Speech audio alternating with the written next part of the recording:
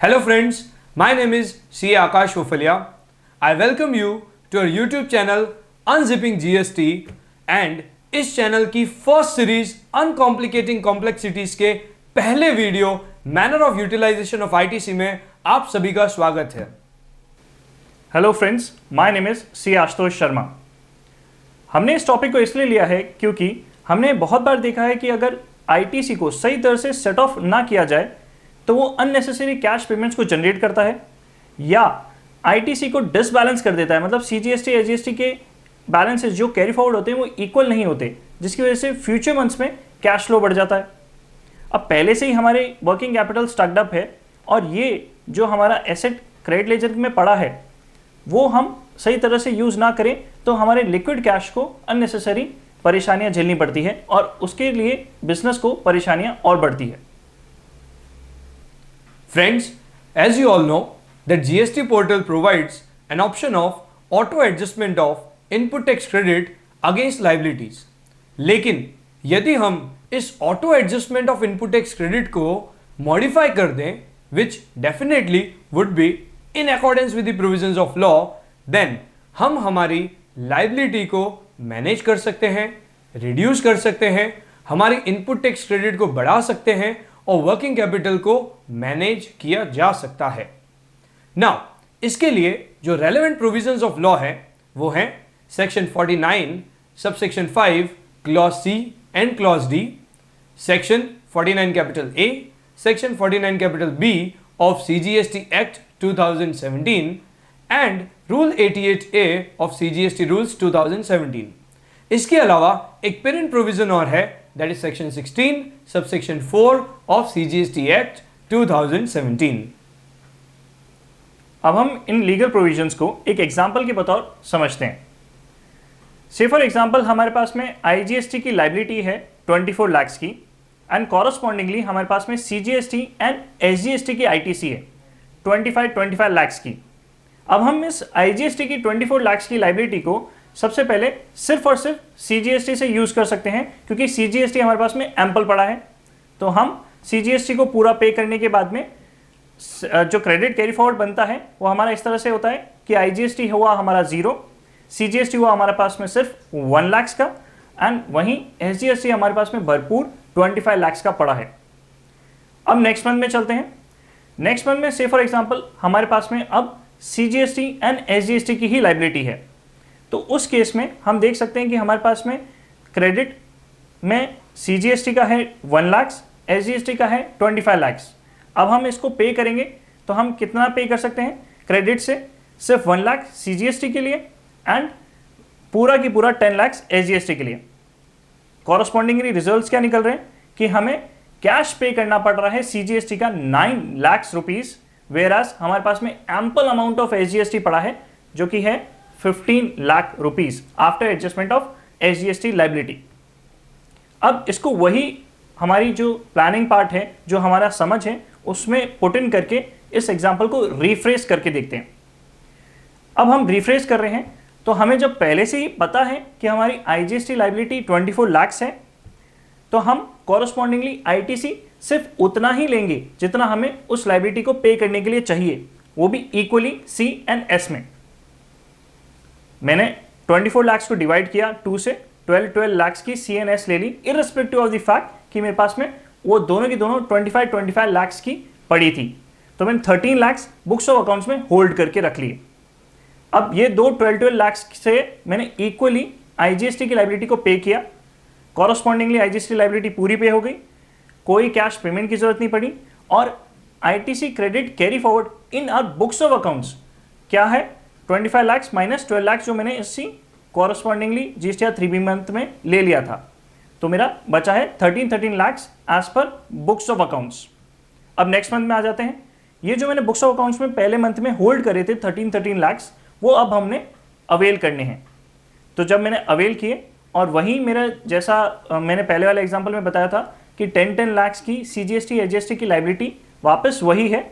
तो अब देख सकते हैं हम कि हमारे पास में इंडिविजुअली पे करने के लिए इंडिविजुअल आईटीसी फुल्ली पड़ी है। तो 13 लाख के अगेंस्ट में सिर्फ 10 लाख की लाइबिलिटी है जिसको हम सेट ऑफ करने के बाद में देख सकते हैं कि हमारे पास में CGST and SGST equal amount में पड़ा है 3 लाख का। वहीं हमें पहले 9 लाख CGST पे करने को पड़ रहे थे एंड 15 लाख की SGST imbalanced ITC carry forward हो रही थी। तो हमें इन चीज़ों का ध्यान रखते हुए इसको देखना है। इसमें कोई थंब रूल नहीं है, हमें सिर्फ ये ध्यान देना है कि अल्टीमेट गोल हमारा इक्वालिटी अचीव करना है CGST एंड SGST के बीच में। फ्रेंड्स, अब हम देखते हैं सेकेंड एग्जाम्पल में that total input tax credit of IGST is 27,50,000, CGST is 55,000 and SGST is 5,000. Now liability is 14 lakhs rupees each of CGST and SGST. यदि GST पोर्टल इसे auto adjust करेगा तो कैसे करेगा? 14 lakhs की IGST की input it will adjust against liability of CGST and balance 13,50,000 will be adjusted against SGST. Resulting जो 5,000 की इनपुट टैक्स क्रेडिट है SGST की that will also be used and conclusively tax liability of 45,000 which is required to be paid in cash of SGST will arise. लेकिन साथ ही साथ 55,000 की CGST की input tax credit carry forward रहेगी। अगर हम कंसोलिडेट वे से देखें तो 55,000 की क्रेडिट कैरी फॉरवर्ड रह रही है और 45,000 रुपए हमें कैश में पे करने पड़ रहे हैं। इफेक्टिवली 10,000 की क्रेडिट कैरी फॉरवर्ड हो रही है, लेकिन CGST और SGST का इंटर एडजस्टमेंट अलाउड नहीं है। यानी यहां पे हमें एक तरफ तो 45,000 रुपए कैश पे करना पड़ रहा है और दूसरी तरफ 55,000 रुपए क्रेडिट कैरी फॉरवर्ड हो रही है। नाउ अगर हमारी बताई हुई प्लानिंग के हिसाब से इसमें एडजस्टमेंट ऑफ जो ITC है उसको मॉडिफाई करें तो क्या होगा?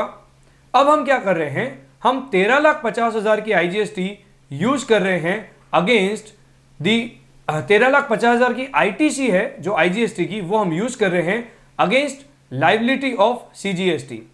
तो बैलेंस 50,000 की जो लाइबिलिटी है वो हम डिस्चार्ज करेंगे इनपुट टैक्स ऑफ CGST से, और जो 14 lakhs है IGST का वो हम यूज कर रहे हैं अगेंस्ट लाइबिलिटी ऑफ SGST। इससे क्या होगा? रिजल्टिंग ये रहेगा दैट CGST और SGST दोनों ही 5,000 रुपीज से कैरी फॉरवर्ड होंगे। यानी विद स्मॉल मॉडिफिकेशन हमने हमारा कैश आउटफ्लो 45,000 उसे जीरो कर दिया और जो नेट कैरी फॉरवर्ड होना चाहिए था 10,000 का वही नेट कैरी फॉरवर्ड हो रहा है 10,000 का, लेकिन CGST 5,000 एंड SGST 5,000 के फॉर्म में। फ्रेंड्स, अब हम चलते हैं थर्ड एग्जांपल में। ना थर्ड एग्जांपल में इनपुट टैक्स क्रेडिट जो है IGST की 27,50,000 है, CGST की 55,000 है और SGST की भी 55,000 है। नाउ अगेन यदि GST पोर्टल के हिसाब से इसे ऑटो एडजस्ट कर दिया जाए तो क्या होगा? तो नेट इफेक्ट ये रहेगा दैट 55,000 CGST कैरी फॉरवर्ड हो रहा है और 5,000 SGST कैरी फॉरवर्ड हो रहा है।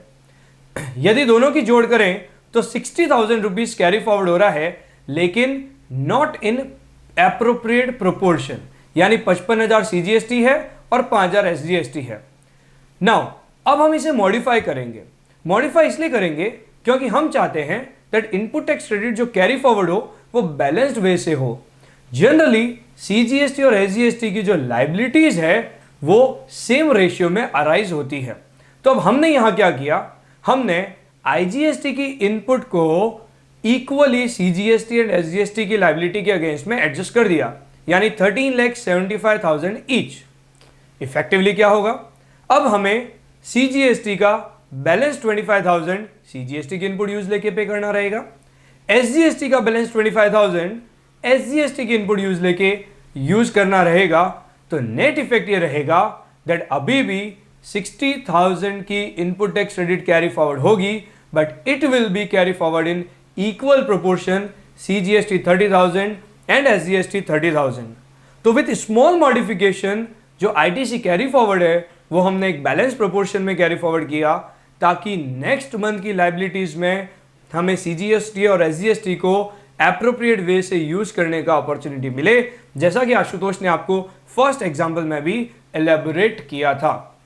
तो फ्रेंड्स, आपने देखा कि किस तरीके से हम लीगल प्रोविजंस को सही तरीके से यूज करके auto adjustment by GST portal को थोड़ा सा मॉडिफाई करके हम इनपुट टैक्स क्रेडिट को बैलेंस वे से कैरी फॉरवर्ड भी कर सकते हैं और आउटपुट जो हमारा हो रहा है यानी आउटवर्ड कैश फ्लो है उसे हम रिड्यूस कर सकते हैं।